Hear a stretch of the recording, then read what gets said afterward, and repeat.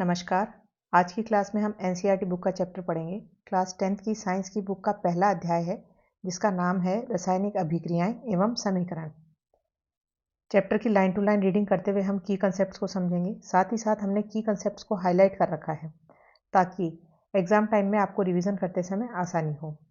तो देखिए, शुरू में हमें कुछ रासायनिक परिवर्तन दे रखे हैं। दो प्रकार के परिवर्तन होते हैं, एक होता है भौतिक परिवर्तन, एक होता है रासायनिक परिवर्तन, जो कि आपने कक्षा 9 में पढ़े होंगे। तो यहाँ पे रासायनिक परिवर्तन दे रखे हैं और इन रासायनिक परिवर्तनों को ही हम रासायनिक अभिक्रिया एवं समीकरण के माध्यम से अभिव्यक्त करते हैं। तो रासायनिक परिवर्तन देखिए, पहला उदाहरण दे रखा है। गर्मियों में कमरे के ताप पर दूध को खुला छोड़ देने से दूध खट्टा हो जाता है। ये एक रासायनिक परिवर्तन है। लोहे का तवा तसला या कील को आर्द्र वायुमंडल में खुला छोड़ देने से उस पर जंग लग जाती है। तो लोहे पे जंग लगना भी एक रासायनिक परिवर्तन है। अंगूर में का किण्वन होना, भोजन को जब हम पकाते हैं तब भी उसमें रासायनिक परिवर्तन होता है। भोजन का पाचन होना भी रासायनिक परिवर्तन है। भोजन का पाचन का मतलब होता है जो भी हम जटिल पोषक पदार्थ खाते हैं वो पचने के बाद किस में बदल जाते हैं, सरल में। इसमें हम एक उदाहरण देखते हैं, जैसे कि अनाज और मीठी चीजें आप खाते हैं, उसमें क्या खाते हैं, कार्बोहाइड्रेट। कार्बोहाइड्रेट पचने के बाद ग्लूकोज में बदलता है। तो ये एक रासायनिक परिवर्तन हो रहा है। उसके बाद आगे देखिए, जब हम सांस लेते हैं तो श्वसन प्रक्रिया में भोज्य पदार्थ का ऑक्सीकरण होता है। तो ये सारे जो हैं रासायनिक परिवर्तन हैं और इन रासायनिक परिवर्तन को हम रासायनिक अभिक्रिया एवं रासायनिक समीकरण के माध्यम से दर्शाते हैं। अब आगे देखिए, एक उदाहरण और दे रखा है आपको रासायनिक परिवर्तन का। जैसे कि मैग्नीशियम का रिबन है, मैग्नीशियम धातु का रिबन है।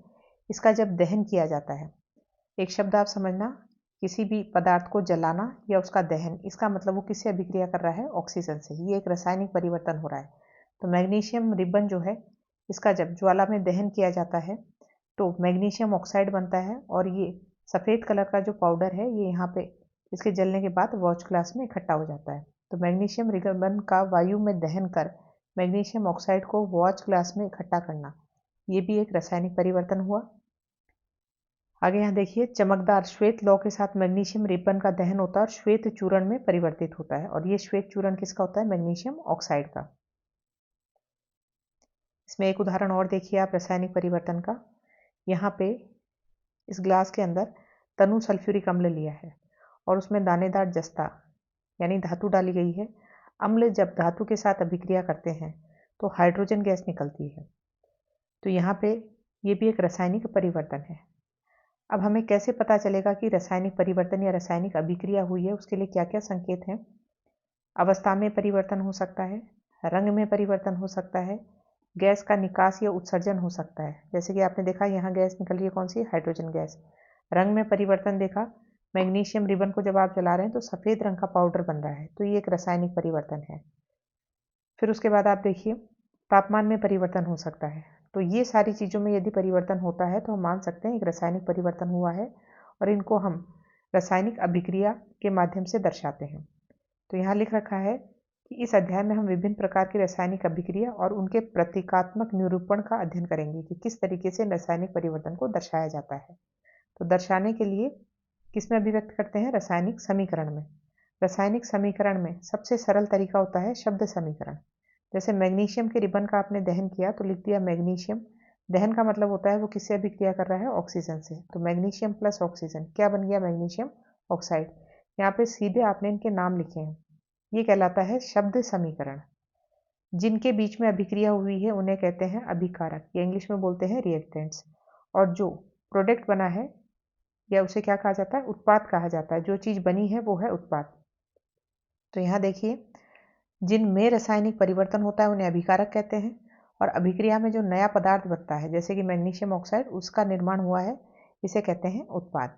फिर उसके बाद आगे और ध्यान रखिए, आपके कंपटीशन में और कैसे क्वेश्चन बन सकते हैं कि अभिकारकों के बीच तो योग लगा रखा है और अभिकारक को किस साइड लिख रखा है, बाईं साइड। तो आप जब इसको पढ़ रहे हैं तो आपका इस साइड बायां हाथ आ रहा है और इधर कौन सा है, दायां। तो ध्यान रखिए, मैग्नीशियम ऑक्साइड या उत्पाद जो हैं वो दाईं साइड लिखे जाते हैं, राइट हैंड साइड, और अभिकारक जो हैं वो बाईं साइड लिखे जाते हैं।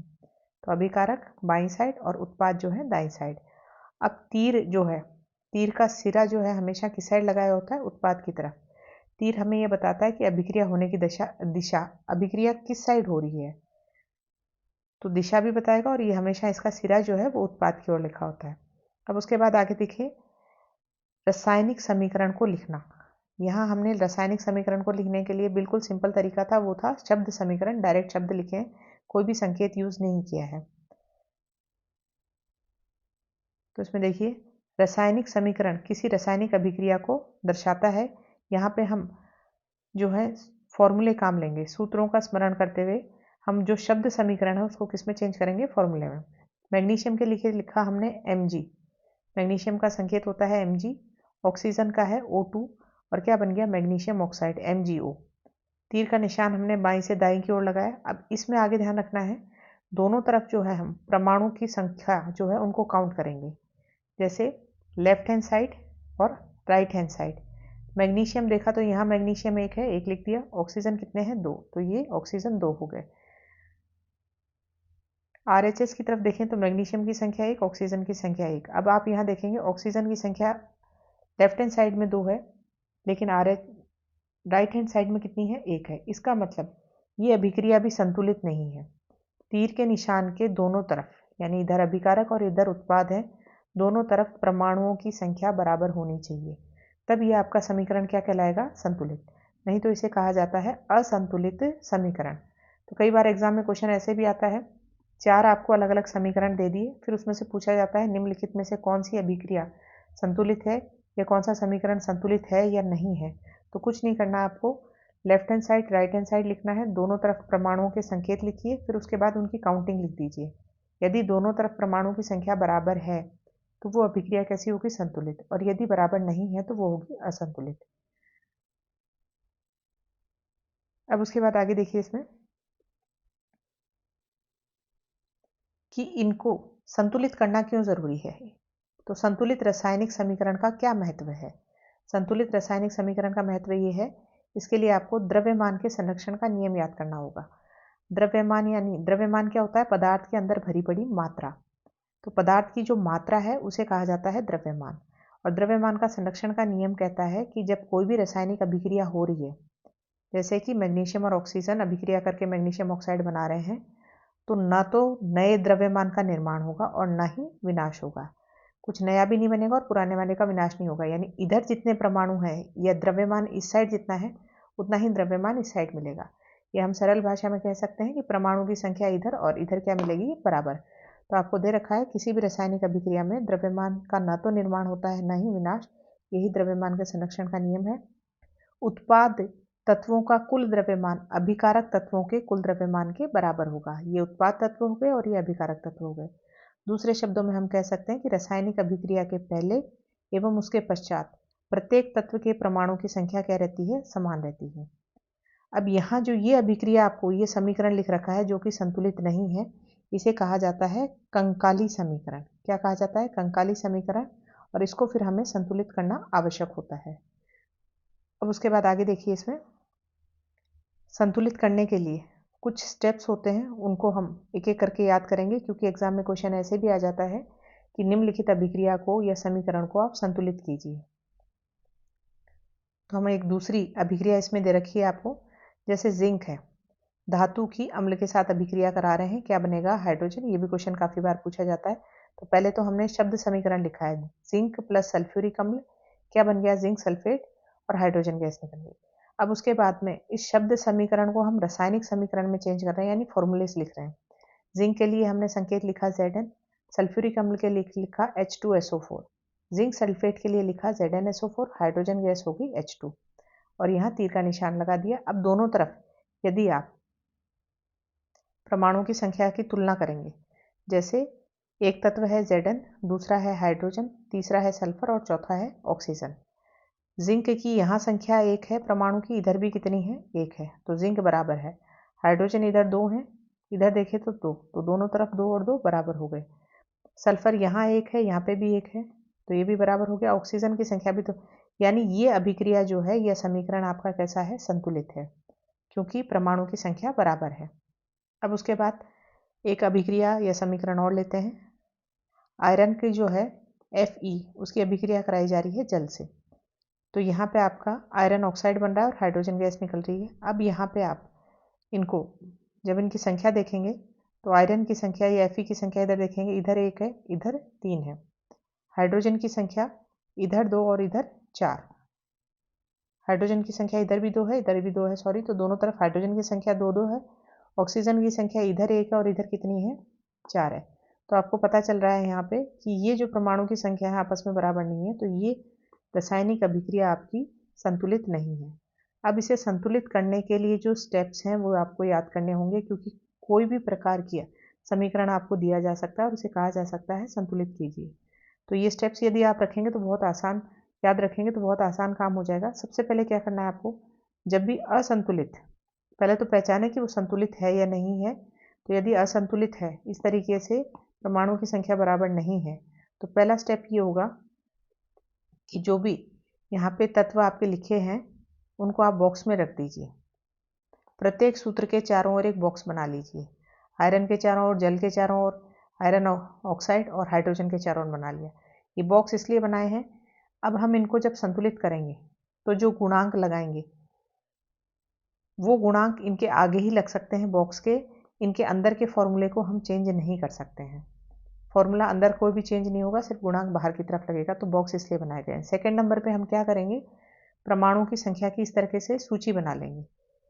तो आपको पता चल जाएगा कि आयरन भी संतुलित नहीं है, हाइड्रोजन संतुलित है, ऑक्सीजन संतुलित नहीं है। अब तीसरा स्टेप आपका, तो पहला स्टेप आपने बॉक्स बनाया, दूसरा स्टेप हमने इस तरीके से सारणी बनाई, तीसरा स्टेप ये होगा कि सुविधा के लिए आपको क्या करना है, अधिक परमाणु वाले यौगिक को पहले संतुलित कीजिए। ऑक्सीजन को देखिए, ऑक्सीजन की संख्या यहाँ कितनी है, 4 उत्पाद की तरफ, और यहाँ कितनी है, 1। ये 1 और ये कितनी है, 4 है। तो सबसे पहले जिसकी संख्या ज़्यादा है उसको हमें क्या करना है, संतुलित। तो इस जगह 4 है, इस जगह 1 है, तो यदि हम इधर 4 लगा देते हैं तो ये 4 O से गुणा होगा, मतलब इससे, तो O की संख्या, ऑक्सीजन की संख्या कितनी हो जाएगी, 4। तो सबसे पहले हमने किसको संतुलित किया, ऑक्सीजन को, यहाँ 4 लगा दिया। लेकिन यहाँ 4 लगाएंगे तो आप देखिए 4 ऑक्सीजन तो हो गए, लेकिन हाइड्रोजन कितने हो गए, 4 को 2 से गुणा किया तो कितने हो गए, 8। तो यहाँ पे ये 8 हो चुका है, तो वापस यहाँ एक 4 और लगाना पड़ेगा, तब जाके ये हाइड्रोजन कितना होगा, 8। ऐसे ही आयरन की संख्या यहाँ कितनी है, 3, और यहाँ कितनी है, 1। तो इसके आगे हम कितना लगा देंगे, 3 लगा देंगे। तो ये अगले स्टेप होंगे हमारे। तो पहले स्टेप में हमने सिर्फ किसको, ऑक्सीजन को यहाँ पे संतुलित किया है। तो ऑक्सीजन को संतुलित करने के लिए यहाँ 4 लगा दिया। उसके बाद आगे देखिए, परमाणु की संख्या को बराबर करने के लिए हम अभिक्रिया में शामिल तत्व और यौगिक के सूत्रों को नहीं बदल सकते हैं। आपको ऑक्सीजन 4 करना था तो ऑक्सीजन 4 के लिए यही लगाना पड़ेगा, यहाँ आप 2 या 3 नहीं लगा सकते हैं, यानी गुणांक आगे ही लगेगा, फॉर्मूला चेंज नहीं कर सकते। अगर ऑक्सीजन के पीछे यहाँ 2 लगा दिया तो ये बन जाएगा हाइड्रोजन पर ऑक्साइड, अलग चीज बन जाएगी, जबकि ये क्या है, जल है। अब उसके बाद 4 गुणांक लगा के 4H2O लिख दिया, और ये नहीं लिख सकते हैं H2O4, यानी ऑक्सीजन के आगे पीछे की तरफ यहाँ पे कोई भी संख्या नहीं लिख सकते। और फिर आपको बताया कि यहाँ 4 लिखा है, तो हाइड्रोजन को फिर संतुलित करने के लिए, क्योंकि अब हाइड्रोजन संतुलित नहीं लिखा, तो यहाँ 4 लिख दिया, और लास्ट में हमने आयरन को संतुलित करने के लिए यहाँ कितना लगा दिया, 3 लगा दिया। तो इस तरीके से ये अलग अलग स्टेप में लास्ट तक हम जाएंगे, तो ये आपकी पूरी तरीके से संतुलित हो जाती है अभिक्रिया। अब देखिए यहाँ पे ये जो है, हम सिर्फ ट्राई कर रहे हैं, 4 लगा के देखा, फिर उसके बाद में इस 4 की लगने की वजह से ऑक्सीजन तो संतुलित हो गया, लेकिन हाइड्रोजन नहीं हुआ, तो फिर हमने यहाँ फिर 4 लगाया तो हाइड्रोजन संतुलित हो गया। फिर यहाँ देखा कि आयरन 3 है तो यहाँ 3 लगा दिया। तो ये हम क्या कर रहे हैं, हिट एंड ट्रायल मेथड है। तो रासायनिक समीकरण को संतुलित करने की इस विधि को क्या कहा जाता है, हिट एंड ट्रायल विधि कहा जाता है, क्योंकि सबसे छोटी पूर्णांक संख्या के गुणांक का उपयोग करके समीकरण को हम संतुलित करने का प्रयत्न करते हैं इसके अंदर। तो स्टेप्स बहुत ईजी हैं। सबसे पहला स्टेप आपका यही रहेगा कि जो भी फॉर्मूलेस लिखे हुए हैं उनको आप बॉक्स में बंद कर दीजिए। बॉक्स में बंद करने के बाद में आपको तत्वों के जो है परमाणुओं की संख्या दोनों साइड लिखनी है। फिर जिस तत्व में सबसे ज़्यादा डिफरेंस है उसको सबसे पहले आप संतुलित कीजिए। जब आप उसको संतुलित करेंगे तो और तत्वों के परमाणु हैं उनकी संख्या भी गड़बड़ाएगी, तो उधर दूसरी जगह आपको गुणांक लगाने हैं। इस तरीके से आप 2-3 स्टेप में इसको क्या कर लेंगे, संतुलित कर लेंगे, और ये कहलाएगा हिट एंड ट्रायल मेथड। अब उसके बाद आगे देखिए, आगे हम क्या कर सकते हैं, और समीकरण में हम उनकी भौतिक अवस्थाएं जो हैं उनके संकेत भी लिख सकते हैं। जैसे कि मान लीजिए भौतिक अवस्थाएं कौन कौन सी होती हैं, भौतिक अवस्था देखेंगे तो आप कोई भी चीज़ जो है ठोस अवस्था में हो सकती है, द्रव अवस्था में हो सकती है, गैसीय अवस्था में हो सकती है, या विलयन जल में उसका घोल हो सकता है। इस प्रकार से 4 अवस्थाओं में हो सकती है। ठोस को हम इंग्लिश में सॉलिड कहते हैं, तो इसके लिए एस आ जाएगा। द्रव के लिए लिक्विड आ जाएगा, और गैस के लिए जी गैस आ जाएगा। द्रव के लिए लिक्विड एल लिख लेंगे, और यदि जलीय घोल है तो उसे एक्वस AQ लिखेंगे। तो आप देख रहे हैं इस तरीके से कि रासायनिक समीकरण को और ज़्यादा सूचनाप्रद बनाना है तो अभिकारक और जो उत्पाद हैं उनके रासायनिक सूत्र के साथ उनकी भौतिक अवस्था को भी दर्शाया जा सकता है। अभिकारक और उत्पाद के गैस, द्रव, जलीय और ठोस अवस्था को हम G, L, AQ और S से दर्शा सकते हैं। अभिकारक और उत्पाद पर जब जल के घोल में उपस्थित हो तो घोल के रूप में हम क्या लिखेंगे? एक्वस AQ लिखेंगे। अब ये जो अभिक्रिया है हमने पीछे उदाहरण में जब जो संतुलित की है उसमें हम देखेंगे आयरन जो है वो ठोस अवस्था में होता है, तो हमने इसे S से दर्शा दिया। यहाँ पे जो जल है वो भाप वाली अवस्था में ले रखा है, तो भाप गैसीय माध्यम हो गया, तो हमने क्या लिखा? G लिखा। फिर आयरन ऑक्साइड जो है ये फिर ठोस अवस्था में होता है, सॉलिड लिख दिया। यहाँ हाइड्रोजन गैस निकल रही है तो ये हमने G लिख दिया। तो यहाँ लिख रखा है, ध्यान दीजिए H2O के साथ हमने H2O वैसे तो जल है तो L लिखा जाना चाहिए था लिक्विड, लेकिन हमने G का चिन्ह का उपयोग किया है, तो ये दर्शाता है कि इस अभिक्रिया में जल का उपयोग किस रूप में किया गया है? भाप। तो भाप गैसीय रूप में होती है। तो प्राय हर समीकरण में भौतिक अवस्था को शामिल नहीं किया जाता जब तक यह आवश्यक न हो। तो आपने इस समीकरण को और सूचनाप्रद बना दिया, क्या? उसकी भौतिक अवस्थाएं दर्शाकर। उसके बाद देखिए अभिक्रिया की अलग अलग परिस्थितियां होती हैं। कुछ अभिक्रिया को अलग प्रकार का ताप, दाब या उत्प्रेरक चाहिए होता है, तो ऐसी चीजें जो हैं वो हम इस तीर के निशान के ऊपर लिख देते हैं। जैसे यहाँ अभिक्रिया करवाई जा रही है कार्बन मोनोऑक्साइड जो कि एक गैस है, तो हमने भौतिक अवस्था बता दी, उसकी हाइड्रोजन के साथ अभिक्रिया करा रहे हैं, तो यहाँ पे ये इथेनॉल बन रहा है, मिथेनॉल बन रहा है, सॉरी। अब इसके लिए हमें जो प्रेशर चाहिए वो चाहिए 340 एटमॉस्फेयर। तो ये 340 एटमॉस्फेयर या दाब जो है इसे हमने तीर के निशान के ऊपर लिख दिया। ऐसे ही यहाँ पे प्रकाश संश्लेषण की अभिक्रिया दिखा रखी है।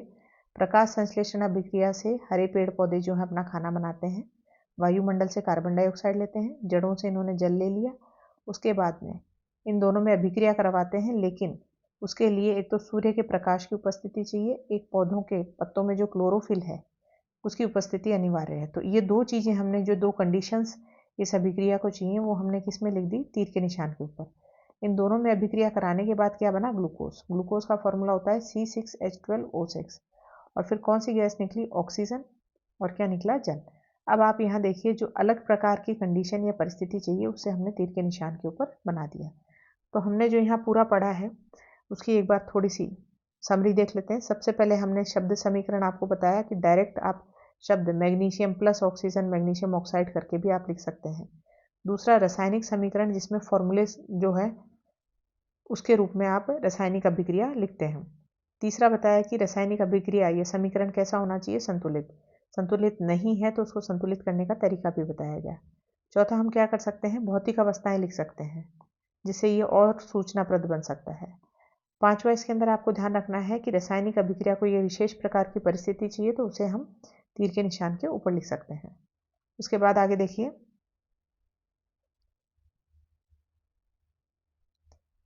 अगला आपको दे रखा है रासायनिक अभिक्रियाओं के प्रकार। रासायनिक अभिक्रियाओं के जब आप प्रकार पढ़ें तो उससे पहले छोटी सी समरी पढ़ लें जिससे आपको सारा समझ में आ जाएगा। आपको यहाँ पे 4 प्रकार की रासायनिक अभिक्रियाएं पढ़नी है। रासायनिक अभिक्रिया एक तो है संयोजन रासायनिक अभिक्रिया, एक होती है वियोजन, एक होती है विस्थापन और एक होती है द्विविस्थापन।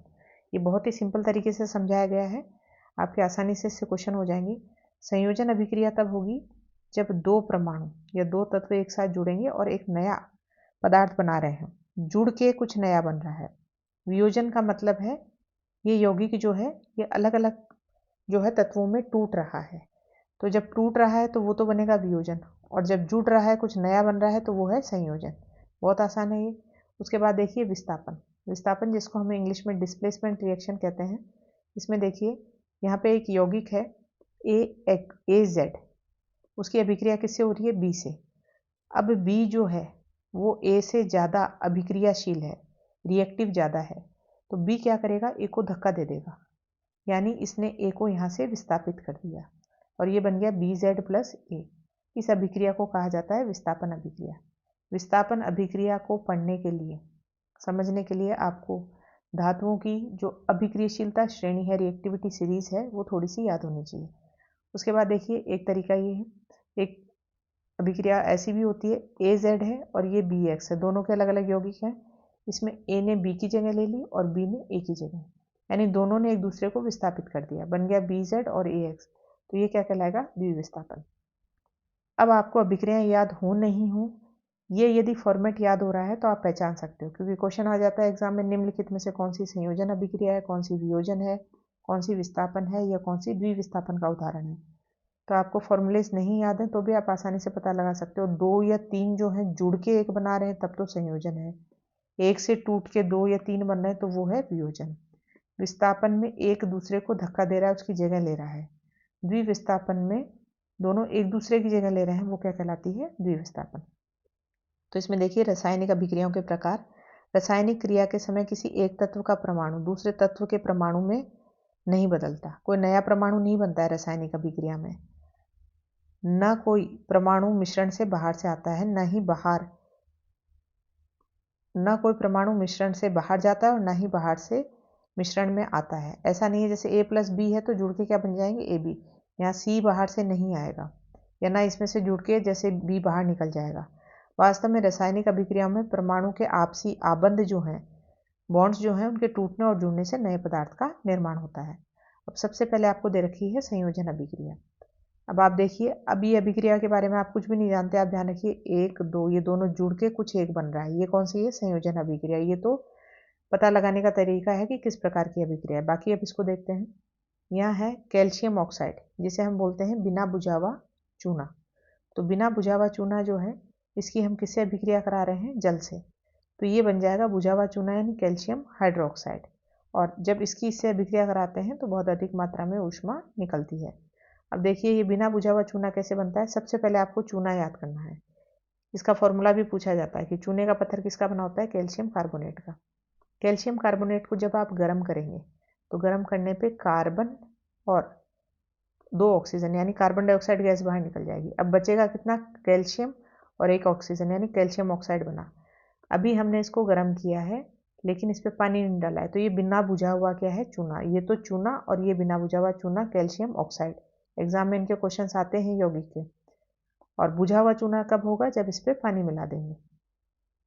अब देखिए इस अभिक्रिया में कैल्शियम ऑक्साइड और जल मिलकर एकल उत्पाद कैल्शियम हाइड्रोक्साइड बना रहे हैं। तो 2 या 2 से अधिक अभिकारक मिलकर एकल उत्पाद बना रहे हैं, तो ये क्या कहलाएगी? संयोजन अभिक्रिया। तो ये प्रक्रिया हमें पता चलती है। अब आगे कुछ बॉक्स में आपको अलग जानकारी देख रखी है। देखिए यहाँ पे कि ऊपर की अभिक्रिया में निर्मित जो बुझा हुआ चूना है, ये इसका विलयन जो है, इसका विलयन का उपयोग दीवारों की सफ़ेदी करने के लिए किया जाता है। अब दीवारों की सफ़ेदी के लिए इसको जब यूज़ करते हैं तो कैल्शियम हाइड्रोक्साइड, आप देखते होंगे जब हम दीवारों पे वाइट वॉश वगैरह करते हैं तो पहले दिन दीवारों पे चमक नहीं आती है। उसका कारण है क्योंकि वो हमने उसमें पोता है, वो क्या है? Calcium hydroxide. ये कैल्शियम हाइड्रोक्साइड वायु में उपस्थित कार्बन डाइऑक्साइड के साथ धीमी गति से अभिक्रिया करके दीवारों पे किसकी लेयर बनाएगा? वापस कैल्शियम कार्बोनेट की, यानी चूने की पतली लेयर बना देता है। वायुमंडल के अंदर कार्बन डाइऑक्साइड गैस है और उसका परसेंटेज कितना है? 0.03%। तो व्हाइट वॉश में या सफ़ेदी की है उसमें तो कैल्शियम हाइड्रोक्साइड लगाया गया दीवारों पे, और ये अभिक्रिया किससे कर रहा है? कार्बन डाइऑक्साइड से। उसके बाद कैल्शियम कार्बोनेट यानी वापस यही चीज़ बन रही है, कैल्शियम कार्बोनेट यानी चूना। तो सफ़ेदी करने के 2-3 दिन बाद कैल्शियम कार्बोनेट का निर्माण होता है और इससे दीवारों पर चमक आती है। तो आप देखेंगे सफ़ेदी के 2-3 दिन बाद चमक इसलिए आ रही है। रोचक बात यह है, और चीज़ें देखिए, चूने का पत्थर कैल्शियम कार्बोनेट का बना हुआ है। संगमरमर जो है ये भी कैल्शियम कार्बोनेट का बना हुआ है, क्योंकि इसका भी रासायनिक सूत्र क्या है? Calcium carbonate. फर्क ये है कि चूना जो है वो एक अवसादी चट्टान है और संगमरमर है ये एक कायांतरित या रूपांतरित चट्टान है, लेकिन इनका जो रासायनिक सूत्र है वो एक ही है, कैल्शियम कार्बोनेट। ये आपको सफ़ेदी के समय जो अभिक्रिया होती है पूरी बता रखी है। कैल्शियम हाइड्रोक्साइड वायुमंडल में उपस्थित कार्बन डाइऑक्साइड से अभिक्रिया करता है और कैल्शियम कार्बोनेट बन जाता है और जल वाष्प जो है वो इसमें उड़ जाता है। उसके बाद आगे देखिए, संयोजन अभिक्रिया के कुछ और उदाहरण दे रखे हैं। कोयले का दहन, दहन शब्द कहीं पे भी आ जाए वह किससे अभिक्रिया कर रहा है? ऑक्सीजन से। कोयले में होता है कार्बन, तो कार्बन ऑक्सीजन से अभिक्रिया करेगा, क्या बन जाएगा? Carbon dioxide. अभिक्रिया देख के समझ में आ रहा होगा, दो जुड़ रहे हैं और एक बन रहा है, ये कौन सी है? संयोजन। ऐसे ही हाइड्रोजन और ऑक्सीजन से जल का निर्माण, तो हाइड्रोजन और ऑक्सीजन जुड़ने के बाद क्या बना रहे हैं? जल। तो ये भी संयोजन अभिक्रिया है। तो दो या दो से अधिक पदार्थ, तत्व या यौगिक संयोग करके एकल का निर्माण करें तो ऐसी अभिक्रियाएं क्या कहलाती हैं? संयोजन अभिक्रियाएं। अब आगे और देखिए, इसमें जो शुरू में आपने अभिक्रिया देखी थी चूने वाली, इसमें जिसमें बिना बुझे हुए चूने में जब जल मिलाया गया था तो क्या निकल रही थी? ऊष्मा। तो जिन अभिक्रियाओं में उत्पाद के निर्माण के साथ साथ ऊष्मा भी उत्पन्न होती है उसे कहा जाता है ऊष्माक्षेपी रासायनिक अभिक्रिया। जैसे देखिए, प्राकृतिक गैस का दहन किया जाता है। प्राकृतिक गैस, नेचुरल गैस, जो पेट्रोलियम के भंडार के ऊपर मिलती है, इसमें मुख्य गैस होती है मीथेन। ये क्वेश्चन भी एग्जाम में पूछा जाता है कि प्राकृतिक गैस का मुख्य घटक कौन है? मीथेन। तो प्राकृतिक गैस का जब दहन करेंगे, इसका मतलब मीथेन का दहन कर रहे हैं, कार्बन डाइऑक्साइड बन गई, जल बन गया और ऊर्जा निकल रही है, तो ये एक ऊष्माक्षेपी अभिक्रिया है। ऐसे ही श्वसन जो है, श्वसन भी एक ऊष्माक्षेपी अभिक्रिया है। श्वसन के बारे में ध्यान रखिए। भोज्य पदार्थ का ऑक्सीकरण, जो भी हम खाना खाते हैं, अब खाना आपको अभी बताया था, आप अनाज और मीठी चीज़ खा रहे हो, उसमें क्या चीज़ खा जाते हो? कार्बोहाइड्रेट। जैसे चावल, आलू, ब्रेड में हम क्या खा रहे हैं? कार्बोहाइड्रेट। पहले इनका पाचन होता है। पाचन क्रिया में खाद्य पदार्थ छोटे छोटे टुकड़ों में टूट जाता है और कार्बोहाइड्रेट टूटने से क्या बनता है? ग्लूकोज प्राप्त होता है। तो जटिल पोषक पदार्थ सरल में बदला और ग्लूकोज हमारे शरीर की कोशिकाओं में उपस्थित ऑक्सीजन से मिलकर हमें क्या प्रदान करता है? ऊर्जा। तो इसमें ध्यान रखिए, भोजन के द्वारा जो हमने कार्बोहाइड्रेट खाया वो बदला ग्लूकोज में और ग्लूकोज गया हमारे शरीर की हर कोशिका में। ग्लूकोज हमारे शरीर का क्या है? ईंधन है, जो हमें ऊर्जा देता है। लेकिन ईंधन ऊर्जा तभी देगा जब ईंधन का क्या होगा? दहन होगा। जैसे घर में मान लीजिए लकड़ी पड़ी है, लकड़ी हमारे घर में ईंधन है, लेकिन वो ऊर्जा कब देगी? जब उसको आप जलाओगे। तो ये शरीर का ईंधन तो है, अब इसको जलाना है, यानी इसका ऑक्सीकरण करना है। तो हम श्वसन के द्वारा, सांस के द्वारा जो ऑक्सीजन खींचते हैं वो भी कहाँ पहुँचती है? हर कोशिका के पास। कोशिका के अंदर एक कोशिकांग होता है जिसे हम बोलते हैं माइटोकॉन्ड्रिया। तो माइटोकॉन्ड्रिया के अंदर इस ग्लूकोज का पूरा दहन होता है, ग्लूकोज का ऑक्सीकरण होता है। उस प्रक्रिया को हम कहते हैं श्वसन। तो यदि पूछा जाए कि श्वसन क्या है? भोज्य पदार्थ का ऑक्सीकरण क्या कहलाता है? श्वसन।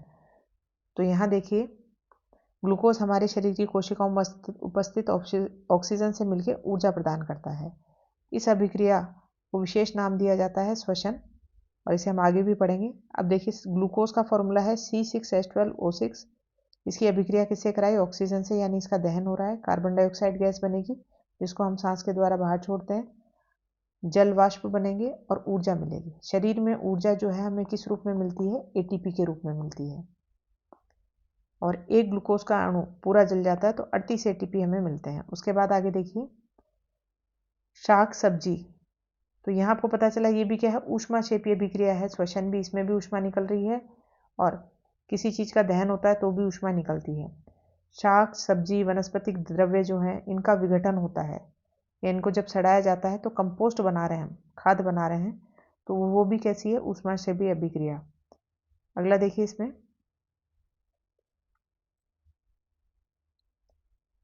आगे दे रखा है आपको वियोजन या अपघटन अभिक्रिया।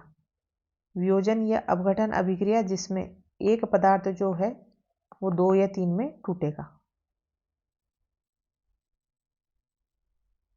अब इसमें हमें कुछ उदाहरण भी दे रखा है। देखिए, फेरस सल्फेट क्रिस्टल वाली परख नली को गर्म करने और गंध को सूखने की सही विधि।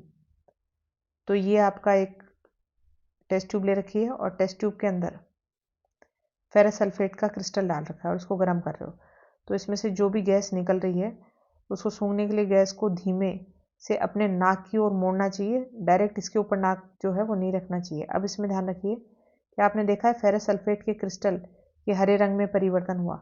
फेरस सल्फेट का खुद का कैसा कलर होता है? हरा रंग होता है, लेकिन उसको जब आप गर्म करेंगे तो इसका हरा कलर जो है चला जाता है। तो देखिए, सल्फर के दहन से उत्पन्न अभिलाक्षणिक या विशिष्ट गंध जो है वो आप सूंघ सकते हैं, और ये किसकी होती है गंध? सल्फर डाइऑक्साइड की। तो फेरस सल्फेट जब ऊष्मा दी गई, गर्म किया गया, तो फेरस ऑक्साइड फेरिक ऑक्साइड बना, सल्फर डाइऑक्साइड और सल्फर ट्राइऑक्साइड 2 गैसें बनी। तो यहाँ आपको ये ध्यान रखना है, ये एक बड़ा पदार्थ था और ये 3 पदार्थों में टूट रहा है, तो ये कैसी है? वियोजन अभिक्रिया है। तो इस अभिक्रिया में एक अभिकर्मक टूटकर छोटे छोटे उत्पाद बना रहा है, तो वियोजन अभिक्रिया है। अब फेरस सल्फेट का जो हरा कलर था वो किसकी वजह से था? फेरस सल्फेट का पूरा फॉर्मूला होता है FeSO4.10O2। ये जो 10 जल के अणु हैं ये क्रिस्टलीकृत जल है, और इस जल के कारण, क्रिस्टलीकृत जल के कारण ही इसका कलर कैसा होता है? हरा। जब आप इसको गर्म करेंगे तो ये क्रिस्टल जल जो है इसको त्याग देता है और क्रिस्टल का रंग बदल जाता है। इसके उपरांत यह फेरिक ऑक्साइड और सल्फर डाइऑक्साइड और सल्फर ट्राइऑक्साइड में वियोजित हो जाता है। तो ये 3 चीज़ें हमें मिलती हैं। आगे और देखिए, ये जो है चूने का पत्थर, ये हमने पहले भी पढ़ लिया था। चूने का पत्थर, इसको यदि आप गर्म करोगे तो कैल्शियम ऑक्साइड बन जाएगा और कार्बन डाइऑक्साइड गैस इसमें से निकल जाएगी। कैल्शियम ऑक्साइड हमने पढ़ा था बिना बुझा हुआ चूना होता है। तो ये जो बिना बुझा हुआ चूना है, इसे हम सीमेंट जो है, इसका उपयोग सीमेंट के निर्माण में किया जाता है। बाकी आगे देखिए, इसमें एक अभिक्रिया और दे रखी है। तो यहाँ फिर देखिए, ये एक बड़ा पदार्थ था, 2 में टूट रहा है, वियोजन अभिक्रिया है। आगे देखेंगे lead nitrate. Lead nitrate PbNO3 whole twice. इसको जब आप गर्म करेंगे, गर्म करने पर लेड ऑक्साइड बन रहा है, नाइट्रोजन ऑक्साइड बन रहा है और ऑक्सीजन गैस बन रही है। तो एक बड़ा पदार्थ था, 3 में टूट रहा है, तो ये कौन सी है? वियोजन अभिक्रिया है। तो इसमें से भूरे रंग का धुआं निकल रहा है। ये धुआं किसका होता है? नाइट्रोजन ऑक्साइड का होता है। तो यहाँ पे लेड नाइट्रेट को गर्म करके ये नाइट्रोजन ऑक्साइड का धुआं इसमें से निकल रहा है। यहाँ आपको पता चला ये अभिक्रिया भी कौन सी है? वियोजन अभिक्रिया। उसके अलावा आप देख सकते हैं, जल जो है, जल को हमने इसका विद्युत अपघटन कराया। विद्युत अपघटन में 2 इसमें इलेक्ट्रोड्स ली हैं, एक तो है एनोड और एक कौन सी है? कैथोड। तो ये जल का विद्युत अपघटन होने पे दोनों गैसें, हाइड्रोजन गैस और ऑक्सीजन गैस निकलेंगी। हाइड्रोजन गैस जो है ये आपकी कैथोड पे निकलेगी और ऑक्सीजन गैस एनोड पे निकलेगी। ये क्वेश्चन एग्जाम में पूछे जा सकते हैं। तो ये वाटर का इलेक्ट्रोलिसिस किया है या जल का विद्युत अपघटन किया है। ध्यान रखिए, ये रॉड्स किसकी बनाई जाती हैं? ग्रेफाइट की बनाई जाती हैं। और यहाँ पे ये जो है शुद्ध जल नहीं दिया जाता, इसमें थोड़ा सा क्या डाला जाता है? सल्फ्यूरिक अम्ल डाला जाता है। जैसे ही अम्ल डालेंगे तो अम्ल डालने के बाद पानी में अम्ल घुलते ही आयन देगा H पॉजिटिव और सल्फर 2 नेगेटिव, सल्फेट 2 नेगेटिव, और जो जल है वो भी विघटित होगा H पॉजिटिव और OH नेगेटिव में।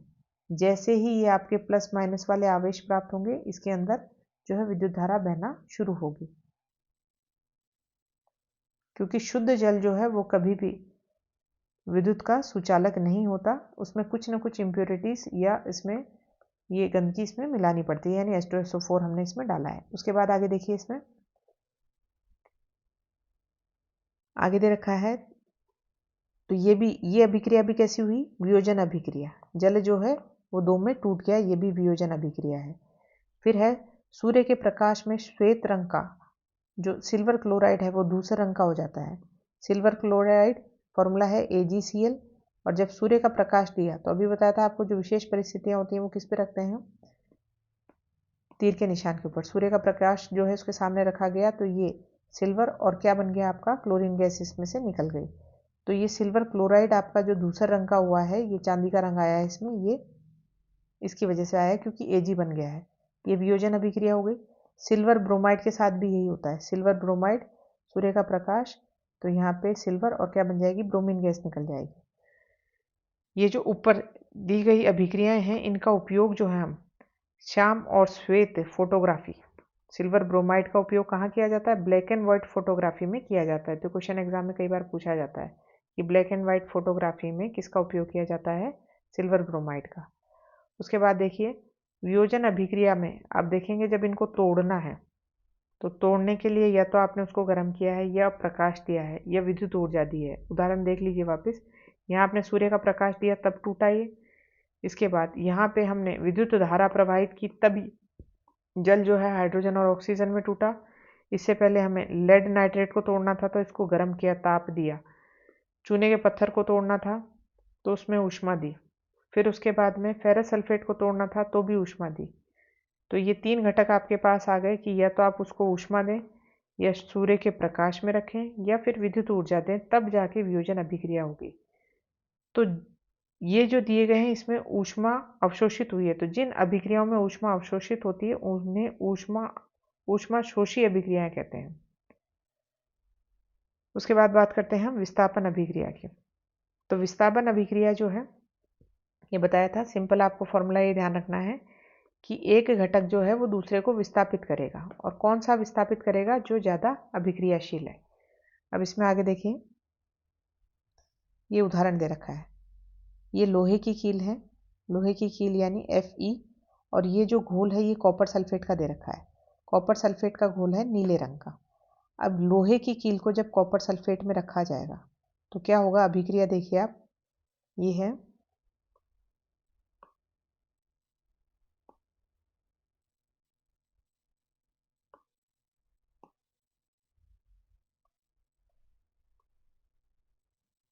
ये देखिए आयरन और इसको कॉपर सल्फेट को।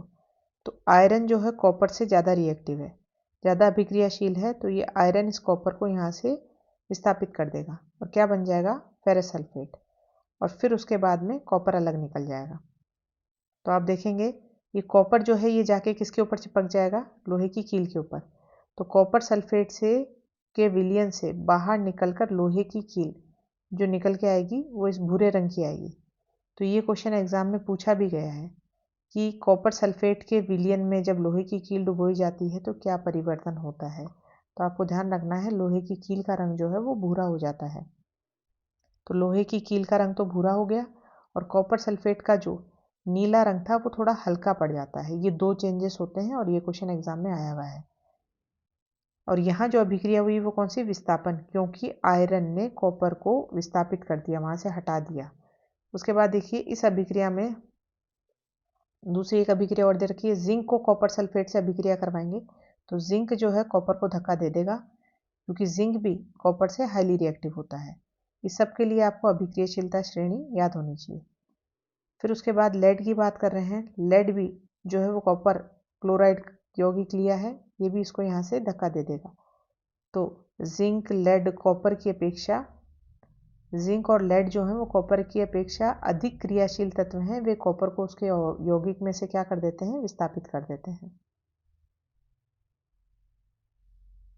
तो ये हमने पढ़ी विस्थापन अभिक्रिया। उसके बाद देखो यहाँ पे आपको दे रखा है बेरियम सल्फेट और सोडियम क्लोराइड। ये है सोडियम सल्फेट और बेरियम क्लोराइड, इनकी अभिक्रिया कराएंगे तो ये सोडियम जो है ये इसकी जगह ले लेगा और बेरियम इसकी जगह। तो अभी बताया था ये कौन सी होती है? द्विविस्थापन। तो इनकी जब अभिक्रिया कराएंगे तो बन जाएगा बेरियम सल्फेट और सोडियम क्लोराइड। तो श्वेत रंग के एक पदार्थ का निर्माण होगा जिसे, जो कि जल में अविलेय है, जल में न घुलने वाला पदार्थ। जल में न घुलने वाला पदार्थ आपने देखा होगा कई बार जब हम साबुन यूज़ करते हैं और यदि कठोर जल होता है तो साबुन जल में घुलता नहीं है और साबुन फट जाता है, उसके अवशेप बन जाते हैं, पानी में घुलता नहीं है। तो ये अविलेय पदार्थ क्या कहलाता है? अवशेप कहलाता है। ये प्रिसिपिटेट बोलते हैं इसे इंग्लिश में। जिस अभिक्रिया में अवशेप का निर्माण होता है उनसे अवशेपण अभिक्रिया कहते हैं। तो ये एक अवशेपण अभिक्रिया भी है। साथ साथ यहाँ पे अभिकारकों के बीच आयनों का आदान प्रदान हुआ है, सोडियम इधर चला गया, बेरियम इधर आया, तो इसे हम द्विविस्थापन अभिक्रिया भी कहते हैं। अगला देखिए हम पढ़ रहे हैं इसमें उपचयन और अपचयन। उपचयन और अपचयन में आपको बहुत सिंपल सा ध्यान रखना है। उपचयन होता है ऑक्सीडेशन, अपचयन होता है रिडक्शन। ऑक्सीडेशन का मतलब किसी भी पदार्थ या तत्व में ऑक्सीजन का जुड़ जाना और हाइड्रोजन का माइनस हो जाना। रिडक्शन का मतलब होता है हाइड्रोजन का जुड़ना और ऑक्सीजन का माइनस हो जाना, रिडक्शन कहलाता है।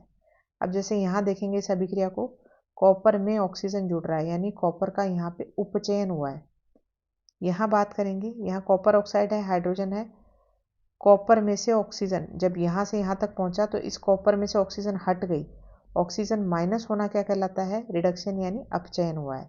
तो ऑक्सीजन की वृद्धि और ऑक्सीजन का ह्रास, वृद्धि होती है तो उपचयन, ह्रास होता है तो अपचयन। और यहाँ पे हाइड्रोजन की कमी होती है तो उपचयन, और हाइड्रोजन की वृद्धि होती है तो अपचयन।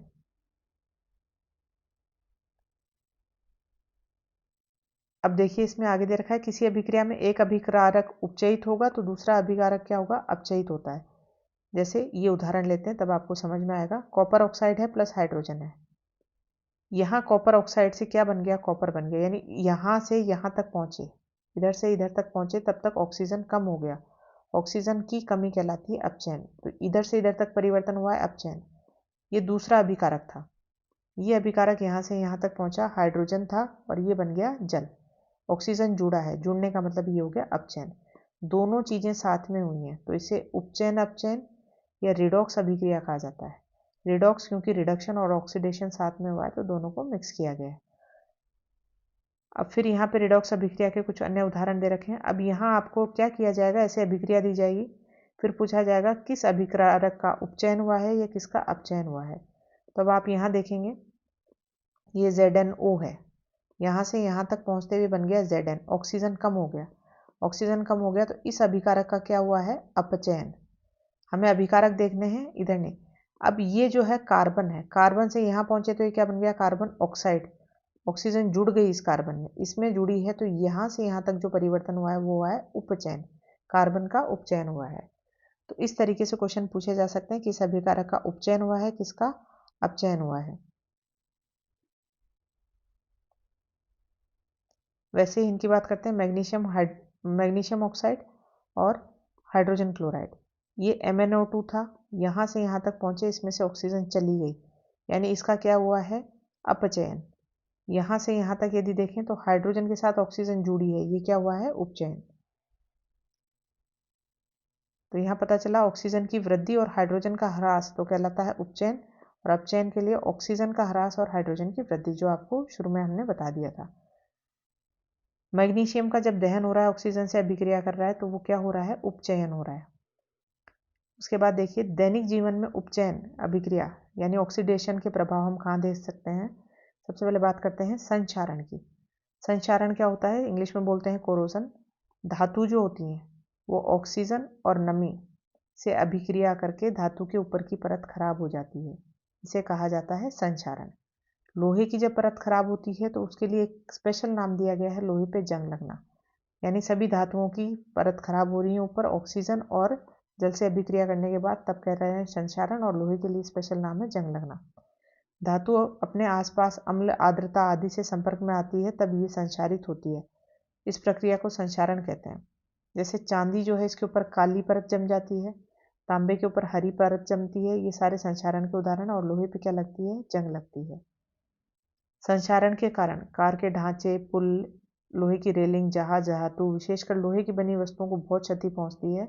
लोहे का संक्षारण एक गंभीर समस्या है। क्षतिग्रस्त लोहे को बदलने में हर वर्ष अधिक पैसा खर्च होता है। अब संक्षारण के बारे में आगे जानकारी आप अध्याय नंबर 3 में पढ़ेंगे। अगला देखिए, लास्ट क्या दे रखा है इसमें, उपचयन का उदाहरण है विकृत गंधिता, इसे रेनिसिडिटी भी बोलते हैं। इसमें ध्यान रखिए, वसा युक्त और तैलीय खाद्य पदार्थ होते हैं, यानी ऐसा खाद्य पदार्थ जिसमें तेल या घी कुछ है, उसको हम लंबे समय तक जब रखते हैं तो उसका स्वाद या गंध जो है वो चेंज हो जाता है। अब क्यों होता है, क्योंकि वो वायुमंडल में उपस्थित ऑक्सीजन से अभिक्रिया कर लेता है। जैसे आपने देखा होगा घर में कोई चीज़ें जैसे चिप्स वगैरह तल के हम रखते हैं तो 5-6 दिन बाद उसका जो स्वाद है या गंध जो है उसमें चेंज आ जाता है, वो कहलाती है विकृत गंधिता, क्योंकि वो किससे अभिक्रिया कर जाता है, ऑक्सीजन से। अगर तली हुई चीज़ों को लंबे समय तक हमें सही सलामत रखना होता है तो एयर टाइट डिब्बे में बंद करके रखें ताकि वो ऑक्सीजन से अभिक्रिया नहीं करें।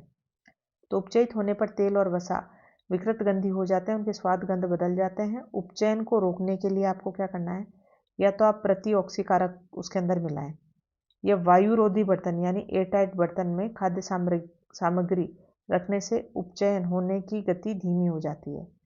जैसे आप देखिए घी जो है उसको लंबे समय तक हमें सही सलामत रखना होता है तो एयरटाइट बर्तन में उसको हम पैक करते हैं। दूसरा, इसमें ध्यान रखेंगे, क्या आप जानते हैं चिप्स बनाने वाली चिप्स की थैली में ऑक्सीजन गैस नहीं होती है। हम कई बार देखते हैं कि चिप्स की थैली पूरी वायु से भरी रहती है तो हम ऐसे सोचते हैं कि हमारे साथ जो है यहाँ पे बेईमानी की गई है, गैस भर के दे दी है बजाय चिप्स के। तो वहाँ ऑक्सीजन गैस को हटा के कौन सी गैस भरी गई है? नाइट्रोजन। ताकि चिप्स जो है, क्योंकि चिप्स तेल में तली हुई हैं, वसायुक्त हैं, उनका ऑक्सीकरण होके विकृत गंधिता यानी उसमें गंध आ सकती है, अलग प्रकार की स्मेल आ सकती है। तो उसमें एक कम सक्रिय गैस कौन सी भर दी है? नाइट्रोजन। और ये नाइट्रोजन उसका ऑक्सीकरण नहीं होने देती है ताकि चिप्स का उपचयन ना हो। तो विकृत गंधिता को रोकने के लिए एयरटाइट डिब्बा या फिर प्रति ऑक्सीकारक को हम यूज़ कर सकते हैं। तो इस तरीके से आपका ये जो चैप्टर है पूरा ये कंप्लीट हो गया है। और इसी तरीके से हम एक एक करके एनसीईआरटी बुक के सारे चैप्टर पढ़ेंगे ताकि कंपटीशन एग्जाम में आपके जो है सहायता मिले। और इस चैप्टर की समरी जो है अभी 2 मिनट में आपको वापस बता रहे हैं। शुरू में हमने क्या क्या पढ़ा है। आपका चैप्टर का नाम था रासायनिक अभिक्रिया एवं रासायनिक समीकरण। शुरू में आपको कुछ रासायनिक परिवर्तन दे रखे हैं, ये रासायनिक परिवर्तन ध्यान होने चाहिए। रासायनिक परिवर्तन को ही जब हम दर्शाते हैं, रासायनिक परिवर्तन कब हुआ कैसे पता चलेगा वो दे रखा है। रासायनिक समीकरण को कैसे दर्शाया जा सकता है वो दे रखा है। और रासायनिक समीकरण को संतुलित क्यों करना है, द्रव्यमान का संरक्षण का नियम ध्यान रखना है। संतुलित करने के अलग अलग चरण जो हैं वो याद होने चाहिए। फिर उसके बाद अभिक्रियाओं के प्रकार आपको संयोजन, वियोजन, विस्थापन और द्विविस्थापन याद होने चाहिए। लास्ट में हमने क्या पढ़ा है इसमें? धातु का संक्षारण और विकृत गंधिता। एक बीच में पढ़ा हमने उपचयन और अपचयन। तो ये चैप्टर हमारा कंप्लीट होता है। धन्यवाद।